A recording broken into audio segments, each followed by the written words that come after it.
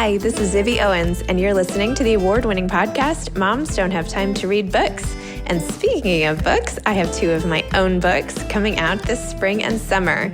Princess Charming is a picture book, which debuts on April 19th, and Bookends, a memoir of love, loss, and literature, comes out on July 1st, and it is truly a labor of love. I hope you'll pre-order, order, and join me on tour as I go across the country. You can find out more at zibbyowens.com or bookendsmemoir.com. And you can follow me on Instagram at zibbyowens because I always post about everything. Enjoy the show. Hi, everyone. I need your help. If you love this podcast, you will love my children's book. It's called Princess Charming, and I am really trying to drum up pre-order sales. You might not know this, but before a book comes out is actually a really important time for the whole book's trajectory. So please pre-order Princess Charming, which comes out April 19th today. Just stop what you're doing and go do that, please. When it arrives on April 19th, you can give it to a loved one in your life, a niece, a grandchild, a child, a student, a kid walking by on the street, anybody. But if you could do this, here is my offer. If you email me your receipt showing me that you bought the book online somewhere and pre-ordered it, email info@zibbyowens.com. That's info@zibbyowens.com. And I will pick 10 people to do a special giveaway project award to from my new Bonfire merch store, which you should also check out, which is the Zibby Owens Media Bonfire store, where you can get all sorts of cool t-shirts and tote bags and author sayings and all sorts of great stuff. So what did I say? 10 of you are going to get a special care package of your choice from the Bonfire store, and I will pick at random from all of you who pre-order the book. So if that wasn't clear, go pre-order Princess Charming. Again, it's called Princess Charming. It's my debut picture book. It's really cute and great, and it's illustrated by Holly Haddam. And then after you get the receipt, screenshot it or forward it to me at info@zibbyowens.com, and you will be entered to win one of 10 exciting care packages. So go off and order. Thank you so much. Bye. Susan Rigetti is the author of Cover Story, a novel. Susan is an author, screenwriter, and the former technology op-ed editor at the New York Times. She has been named a Person of the Year by Time, the Financial Times, and the Webby Awards, and has appeared on Fortune's 40 Under 40 list, Vanity Fair's New Establishment list, Marie Claire's New Guard list, the Bloomberg 50, the Upstart 50, the Recode 100, and more. She is the author of a book on computer programming that has been implemented by companies across Silicon Valley, and the author of the critically acclaimed memoir, Whistleblower. Listen to her life story as we talk on this podcast about Cover Story. All right, welcome, Susan. Thanks so much for coming on Moms Don't Have Time to Read Books to discuss Cover Story, a novel. I'm so glad to be here. Oh my gosh, I'm so excited. Thank you for having me. I did not, by the way, speaking of unexpected things in your book, I did not even notice this was the Plaza in the sunglasses. And I looked at this cover like 100 times without noticing, right? It's so cool. The detail on that cover just amazes me. Oh my gosh. I'm just okay. I'm noticing the faces. I know. And now the other faces too. It's like, okay, yes, I am not the most visual. The other day I was like, I just asked my husband this morning, I was like, did you put something over the phone so like you can't see the screen? And he's like, I did that 2 weeks ago. And I was like, okay. Anyway, I don't notice visual things as much sometimes. But anyway, off of me. This book was so great. I got totally sucked into all of it. I love how you incorporated, this is like the book for like the attention deficit generation, because it's a mix of all sorts of different formats, from like FBI briefs to emails. Like it's just, you're constantly like stimulated with the different formats. So tell listeners what it's about, and I want to hear about the way in which you told the story. Oh gosh, where to start? So I was working at the New York Times, and I was waiting to like write the perfect novel. Like, I've written novels in the past, and none of them are like, ones that I really wanted other people to read. They were just terrible. And so I was like, okay, when I get the right idea and the right one comes to me, like, I'm going to write that one. So I was working at the Times, and I was reading and obsessed with all the different like grifters and con artists. I mean, there's so many, especially in the past few years we've seen. And I was just totally fascinated. And I was reading like everything I could about them. and just like going down all these internet rabbit holes about like, oh, look at this person and this person's Instagram. And like, oh my gosh, like look at this text message that they had sent that now is like getting pulled into this article. And I just thought it was just absolutely fascinating. And the thing that I noticed that was so fascinating was about my own reaction. I was creating this narrative in my head about like who these people were and creating this timeline that later on, when I read more about them after we had uncovered more, like it wasn't true, right? It was just like the pieces that I'd been putting together. And that realization really stuck with me. And I was like, oh, that's fascinating. And I didn't think any more of it for a while. And then I was reading all these, and the other thing that really stuck out to me was, they didn't really end the way I wanted to, right? Like, Anna Delvey didn't escape from the police. And there's like all these different things where it was like, oh, it's real life. It's not, a movie. So I got this idea for the ending before I came up with anything. Like I got the idea for the ending. And I was like, this is the scammer story I want to read. And so I was like, oh my gosh, I have to write it because it's going to be so fun. And then I remembered that realization that I'd had about like the way we create narratives in our heads when we're just reading like little bits of information and not having like the actual, like what really happened. And I thought, I wonder if I could write a novel and like take all the things I love about like all these like con artists and scammers and all the things that I love about like media and publishing and fashion and tech, and just write something that's like funny and that gets the reader to like create this narrative in their head that then, at the very end, you can just like pull the rug out from under them and be like, oh, here's what really happened.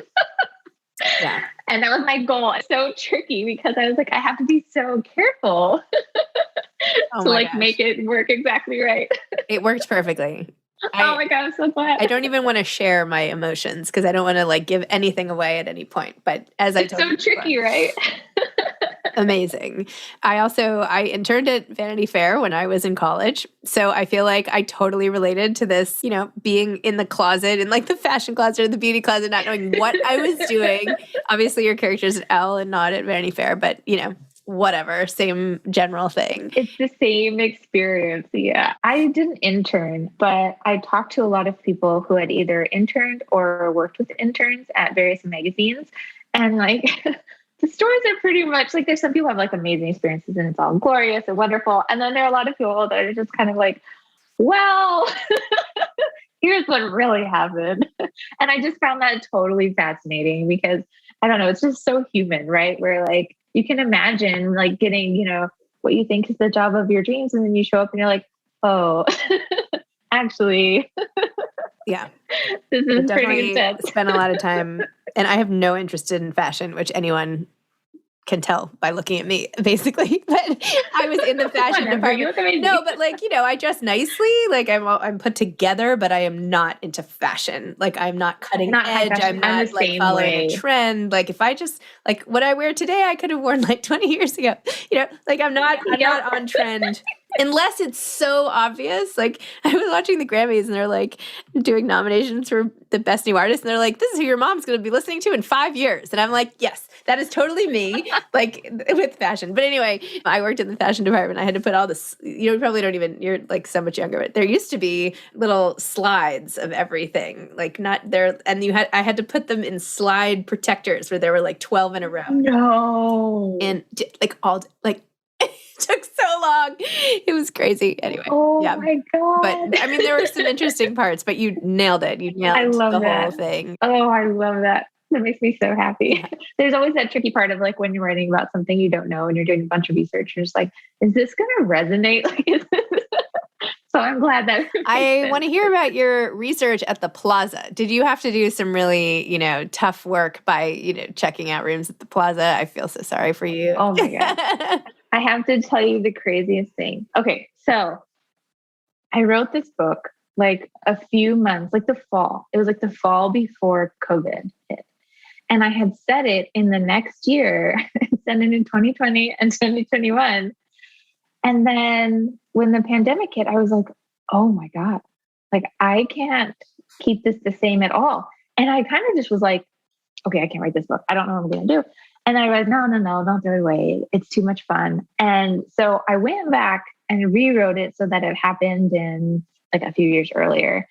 But then it was really tricky because I had all these things that I wanted to do, like really, really tour the L headquarters and like really, really tour the plaza and like just get in all the rooms. Like I had this whole plan where I was going to like reserve specific rooms and I would like set aside money and I was going to spend a ton of money and just like go and stay in these rooms and really experience them.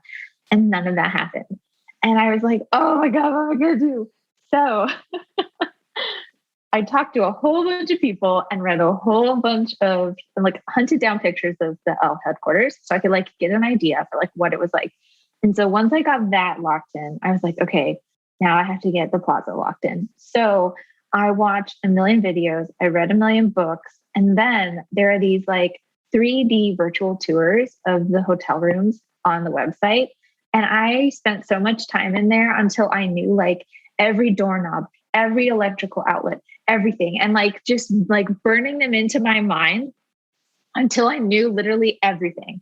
And then I had to go and figure out like, okay, which one of these would Kat actually live in? And so that took a while. And it also had to work because there needed to be an extra bedroom and there needed to be this kind of like degree of separation, like physical separation. And then I found the perfect one. And then I spent months, like literally months every day. I would spend so much time just staring at that and just like imagining them walking around and where would they go and what would they do? And where would the wig collection go? And where would this go? And where would that go? And like all these different things. And then once I felt like I really knew it, I went back and like rewrote basically the entire book because it had to be so physical. And I wanted that hotel room to be a character, right? Like I wanted it to be its own character in the book. And so, yeah, it was a lot of fun. Wow. Well, that sounds amazing. That's just awesome. I feel like the plaza has gone through so many changes lately, and I just feel like something has just so been lost forever. It's so sad as a lifelong New Yorker for what it is now. I know, it's beautiful. And there's this amazing book that I read called The Plaza. And it's like a history of she was on the my hotel. podcast, Julie. Yeah. Oh my gosh. Really? Yeah. Yes. That book is incredible. Oh my gosh. You would like each other. I'll put you in touch. Really? Yeah. Oh, amazing. I think I follow her on Twitter. I sent her a copy of the book because I was like, I owe you, like, you have no idea. Oh, that's like, so I could not have written this book without you. Her book is just amazing. And it made me like, I don't know, it made me fall in love with it all over again, you know, and just like, it's a special place. And I love New York. Anyways. I also really like the point of view of the intern who is just seriously struggling with money, and she's thrust into this situation, and the other interns they don't even think about it. They don't even realize they don't even realize their displays of wealth because they're just doing them. Like they don't even think twice, like where they're going to lunch every day and what they're wearing and all the things that she's trying so hard to mask and try to fit in. And she agonizes over all of it, right? Yes. Because like it's all something that's like so out of her reach. And I don't know, that just felt really real to me as someone who like came from a background of like really growing up in poverty. And then, you know, like I went to an Ivy League university and I remember just being like, everything was just, wait, how do I do this? What are these people wearing? What's going on? And it was just so intense. And I remember everyone had this bag. So funny. Like, you know, those like, what are they called? Oh my gosh, I cannot remember the brand for the life of me. But all the girls had this specific bag. And I was like, oh my gosh, it's like a nylon bag or something. And I was like, oh, this is going to be amazing. I should totally get one. And I remember I walked up to one girl and I was thinking like, it's like $20 or something. Some like $20 bag from Target. No, I walked up and I was like, what is this bag that you have? And she was like, how do you not know? And she like told me what it was. And I was like $160. And I remember just being like, oh, which is like in retrospect, it's like, of course you shouldn't know. It was an expensive bag, but it's like those things where like you just agonize over it when you don't have that. And when it's like, you know, a totally different world. And I remember I went back to my diaries from when I was like in college and in that time, just to like, what was I saying? What was I thinking? Like, what was I writing to myself? And I pulled a lot of those little pieces in because I felt like, you know, I wanted to be true to that, like that, what it felt like to be there. And that was a lot of fun to write, but also like kind of sad. Like, oh, Yeah. I feel for you, Laura. Wait, tell me more about so where did you grow up and what was your life like? So I grew up in rural Arizona and I was homeschooled by my mom. So I have 6 siblings. She homeschooled all of us and it was amazing and wonderful. And then around when I was like in what would have been like 6th grade, our family, like we were very poor, but then it got a lot worse. And my mom had to go back to work and she put all my younger siblings in public school. But then me and my older sister, for some reason, I don't really understand. Like I've tried to figure it out. I don't know what happened, but we kind of got like lost in the system and the schools were just like, nope, they can't come. And I don't know if it was supposed to, because we were supposed to be taking like standardized tests. I have no idea, but it was kind of just like, okay, so I guess you two are going to homeschool yourselves. And so that's what we did. So me and my older sister, we were just kind of like on our own.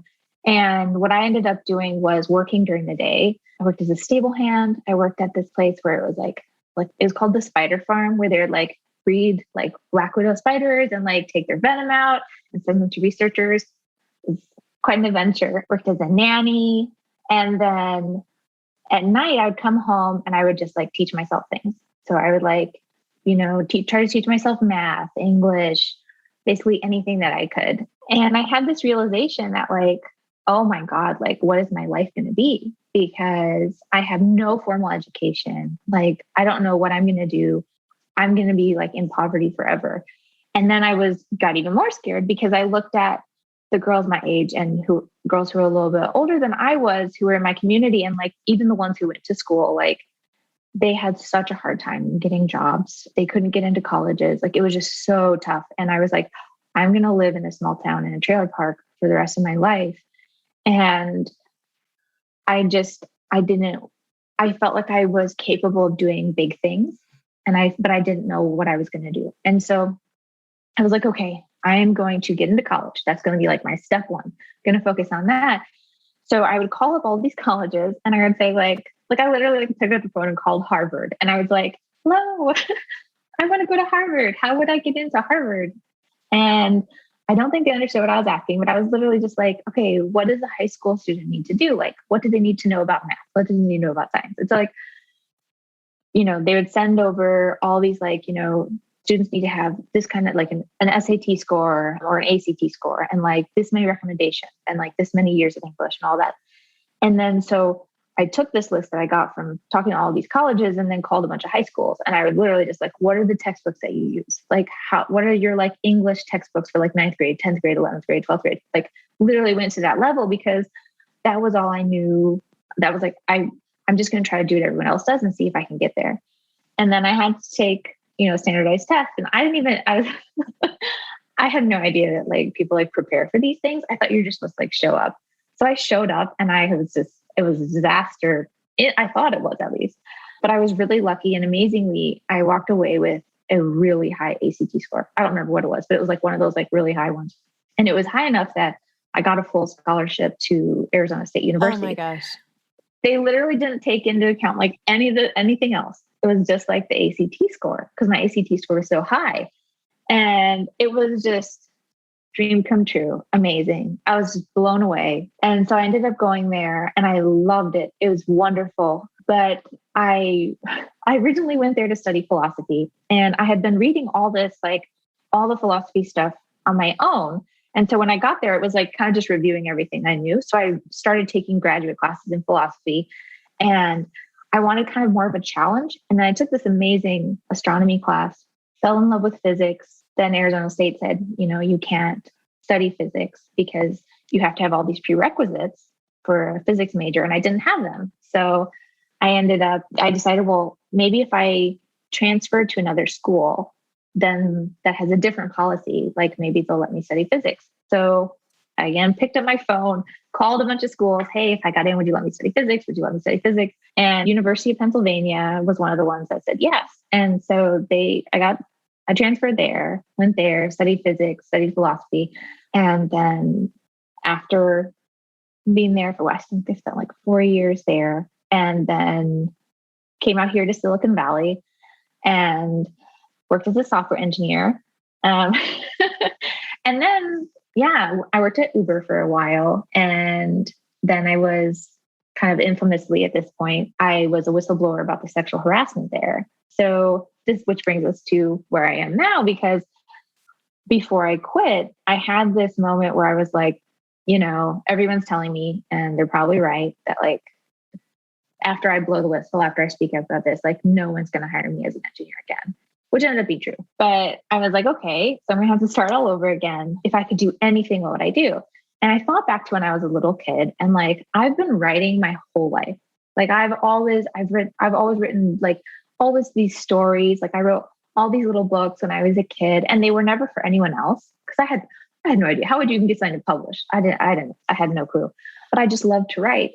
And so I wrote for years and years and years, and I got better. And I was really grateful that I had done all that, because then, when I was at Uber and I needed to write something to like tell my story, I knew how to, because I've been writing for so long. And then I found myself, and I was like, needing to start all over again. I said, well, I've always wanted to be a writer. Like if I could go back and I could live one life, I would be a novelist and screenwriter. And I also had this idea that like, I'd always really wanted to be an editor at a newspaper or a magazine. So those were like my big things. I said, okay, I'm going to do all those things, and I'm going to see what I love most. And maybe I'll do all of them, or maybe I'll just love some of them. Who knows? So I got a job as an editor of a tech magazine out here, and I really loved it, but I wanted to work in like the most challenging possible environment. Basically, I was like, let's go all the way. So I got a job at the New York Times, and it was amazing, just absolutely wonderful. And I worked there for a few years, and I loved being an editor there. I loved all the creativity of it. I loved working with writers. I loved just like shaping the trajectory of things. I loved the strategy part of editing. I felt like it was just so creative and so fun. And then I also was studying to be a screenwriter. So I took some classes at the New School, started writing screenplays. That was amazing. And then I said, okay, I'm going to finally write a novel, hopefully, that like I really love. And that brings us to Cover Story. And this is the one where I was like, I've been writing for so long, but none of them felt like, oh, I want everyone to read this. And then I wrote this, and I was like, this is it. This is the one. I want everyone to read this. Susan. And then here we are. This story, your life story, this is insane. I cannot believe it's wild, you right? are so impressive. No, like that is. Oh, thank you. I mean, it feels chaotic. No, it's amazing. It's amazing. Oh, thank you. The most amazing, I feel like, is you getting out of where you were, like being homeschooled, to like an Ivy League school. What the heck, I know. I don't think I could repeat it if I tried. Like when I look back, I'm like, whew, I don't know. I don't know how I did that. But this was really important for me, because when I was writing this book, one of the hardest ways for me to get into the character of Kat, or Alessia, was like, how do I make her human? Like, how do I bring, because, you got to bring some of you, like some of your own vulnerability, some of your own experiences. Otherwise it doesn't feel real. And I had this challenge where she didn't feel like a real person. She felt like a caricature. And I was like, oh, I got to make her real. So I took some of these pieces about like, how do you get out of systems? How do you get out of poverty? How do you get people to take you seriously? And she has her experience is different than mine. She can't get people. She can't get into the schools. She can't get into the jobs. And I was like, if you were very desperate, if you had nothing else, you can see, like, I wouldn't do it, but you can see how someone would justify to themselves doing these things. And so I had to bring that in to make her feel more real. And I did that on like one of the very last edits of this book, where I was like, oh, she's missing something. And I was like, okay, I got to use myself. Okay, here we go. And I think that gave her a little bit more humanity, toward the end. So. Wow. That's really, really impressive. Wait, question. How was your dad ever in the picture? This is like none of my business. You can just shut me up, but. Yeah. So my dad was a preacher, and he was also someone who had like these really big dreams and never, ever accomplished them. So like my mom was an artist. She went to art school. Amazing. She's just incredibly gifted, incredibly wonderful artist, brilliant. And she wanted to be a stay-at-home mom and teacher. And so she ended up not being an artist, but she felt like being a mom and being a teacher was her calling. She's a public school teacher now, amazing at it. And then my dad was a preacher, and he also he had all these dreams, all these things he wanted to do. And he just couldn't figure out how to make them work ever. ever. And growing up with that it was so heartbreaking to see because like he lived so like authentically and his dreams were always on display, right? Like he was always working to accomplish things. And it was a really beautiful thing.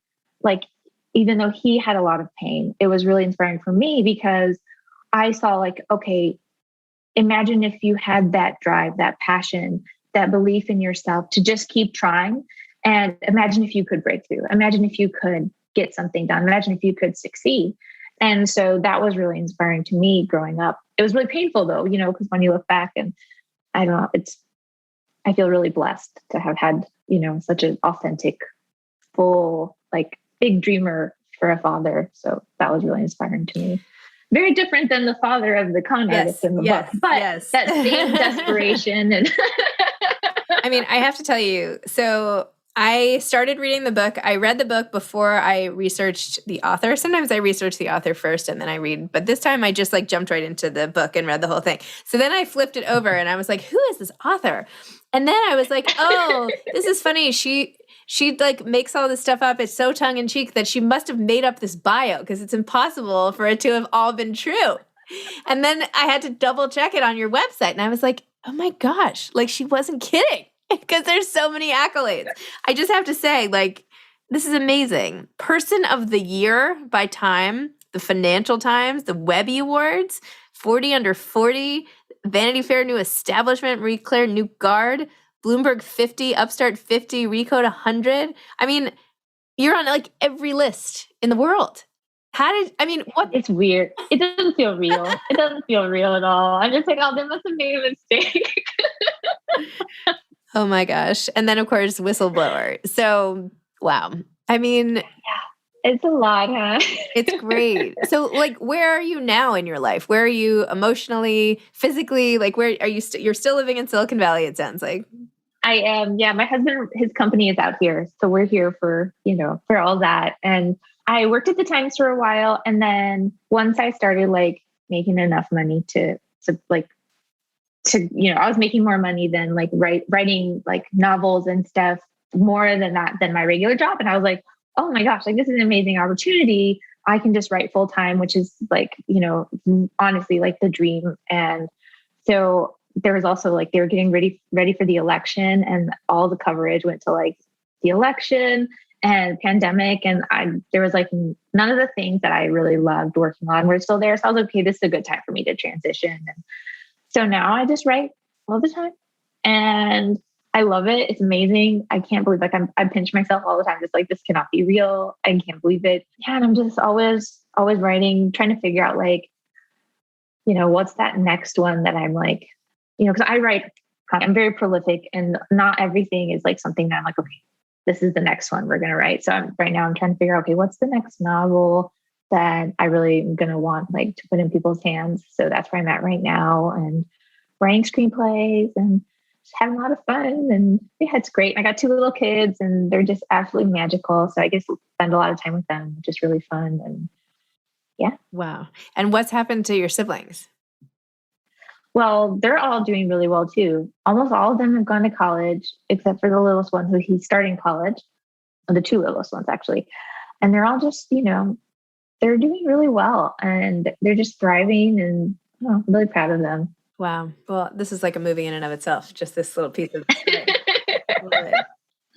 Okay. So like, what have you not crossed off the list?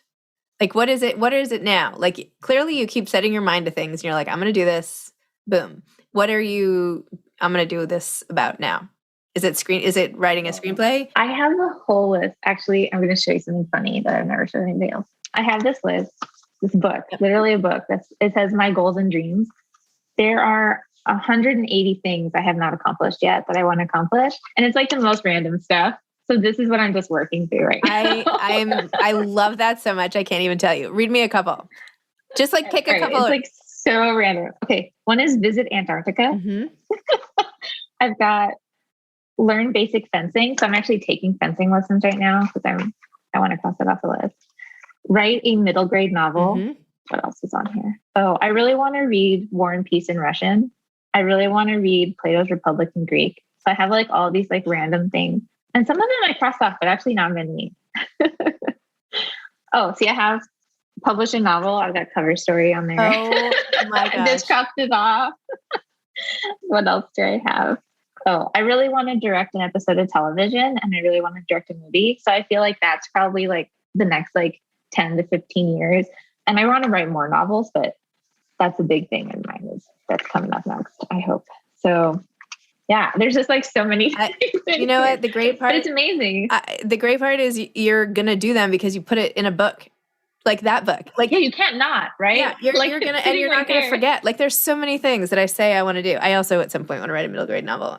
I'm not so sure about Antarctica. Yeah, you do it. I not yet, but like I have a bazillion diaries from when I was that age, and I'm like, I have to do something with this. Yeah, if you don't have the list, I don't know. I just love your motivation is inspiring, and now I want to like go write my own list. And the fact that you keep it right there, right? You're never letting go. I have to. It's amazing. Yeah, I have to. And then I rewrite it every few years. I sit down and I rewrite it. And sometimes I'm like, wow, I would never want to do this thing. Like, what was it that was on there?